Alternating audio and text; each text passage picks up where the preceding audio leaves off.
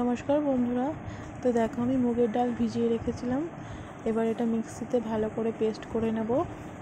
Paste করার পর কড়াইতে অল্প তেল আর কাঁচা লঙ্কা কুচি আর গুঁড়ো মশলা যেগুলো দেওয়া যায় সেগুলো দেওয়া হয়ে গেলে ভালো করে নাড়বো যতক্ষণ না পর্যন্ত শক্ত হয়ে যায়।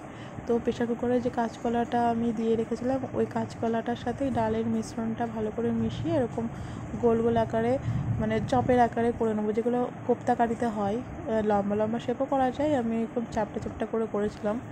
তো পরের দিনকে আমি রান্না করব। আমি সন্ধ্যাবেলায় এই বড়াগুলো আগে করে রাখলাম আর সকালবেলা রান্না হবে। ইউটিউবে একটা এরকম ভিডিও দেখছিলাম, মুগের ডাল দিয়ে কোপ্তা কারি করা। প্রচণ্ড ঝামেলা এটা করা, আর খুব নরম, অনেক ধৈর্য সহকারে মানে এই বড়াগুলো এক পিঠ হবে তারপরে উল্টাতে হয়। আমার অনেকগুলো বড়াই ভেঙে গেছিলো। যাদের প্রচুর ধৈর্য তারা এরকম রান্না করো। এটা সাথে সাথে একদমই উল্টানো যায় না। তো আমার প্যানে হচ্ছিল না। প্যানে দিলে অনেকগুলো একসাথে দেওয়া যায়, কিন্তু উল্টাতে গেলে ভেঙে যাচ্ছিলো। তো তারপরে আমি আবার কড়াই করলাম। কড়াই অল্প দুটো চারটে বেশি দেওয়া যায় না। তো কড়াই দেখছিলাম যে ভালো করে উঠছিল, ওই জন্য আবার কড়াইতে নিয়ে আসলাম। এরকম ছাকা তেলেই ভাজতে হবে। মাখিয়ে যখন ফেলেছি তখন করতে তো হবেই।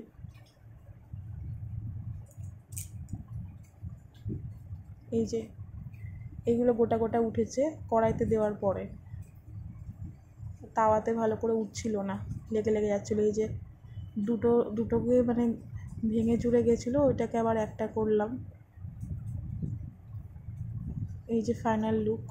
বড়াগুলো এগুলো অক্ষত আছে, ভাঙেনি এগুলো, কড়াইতে দেওয়ার জন্য ওগুলো ভাঙেনি।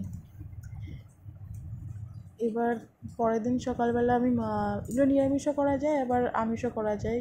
আমিষ করলে পর অল্প পেঁয়াজ রসুন আদা টমেটো যেগুলো দেওয়া যায় সেগুলো দেবে, আর নিরামিষ করলে তো নিরামিষ যেরকম হয় সেরকমই। আমি এর ভেতরে আলু দিয়েছি, তো আলুটা ফুটতেও দিয়েছি, আমার ভিডিও ক্লিপটা নেওয়া হয়নি।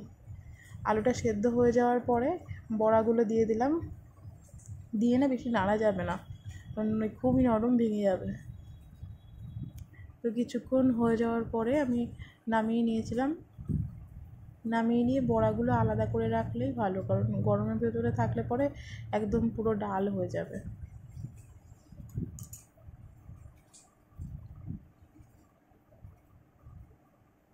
কালারটা কেমন এসছে সবাই বলো। এই যে আমার নামানো হয়ে গেছে। এবার আমি বড়াগুলো আলাদা করে রাখবো। এই নাড়তে নাড়তেও এর ভেতরে দুটো না তিনটে ভেঙে গেছে, খুবই নরম হয়। তো ইউটিউবে যে ভিডিওটা দেওয়া ছিল ওটাতে বলেছিল কোনো কিছু না দিতে, মানে বেসন বা চালের গুঁড়ো, তো আমি কিছুই দিইনি। ভেতরে ঝোল ঝোল সবই ঢুকেছে, কিন্তু কয়েকটা ভেঙে গেছে। এই যে ফাইনাল লুক।